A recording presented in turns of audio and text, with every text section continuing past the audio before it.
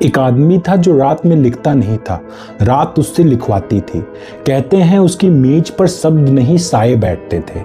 शहर के कोने में उनका कमरा था, अंधेरा, बिल्कुल अंधेरा, बस एक टिमटिमाता बल्ब और कागजों की सांसें। लोग कहते शाम को वहां से किसी के बोलने की आवाज आती थी, पर कमरा अंदर से बंद होता था। वो आदमी थे मुक्तिबोध, न भूखे पेट सो पाते थे और न भरे पेट लिख पाते थे। जैसे हर पंक्ति उनके गले से होकर दिल की किसी गहरी गुफा तक जाती हो। कहते हैं वो बस एक ही सवाल से पीछा छुड़ाते फिरते थे, जैसे कोई परछाई उनका नाम पुकार रही हो, सब कब सुखी होंगे। ये सवाल ज्यादा पूछे तो नींद भी छूट जाती थी। उन्होंने कहीं लिखा था, अंधेरे में एक हाथ था जिसे वो पकड़ नहीं पाए।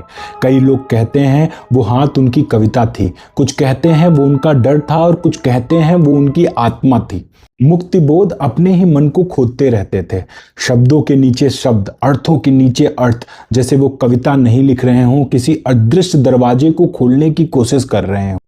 और शायद वो दरवाजा अब भी वही है, जहां उसकी आखिरी पंक्ति अचानक रुक जाती है और कविता अधूरी सी प्रतीत होती है। वो कहते हैं, अब तक क्या किया, जीवन क्या जिया, बताओ तो किस किस के लिए दौड़ गए तुम। करुणा के दृश्यों से हाय मुंह मोड़ गए तुम। बन गए पत्थर, बहुत बहुत ज्यादा लिया, दिया बहुत बहुत कम। मर गया देश और जीवित रह गए तुम।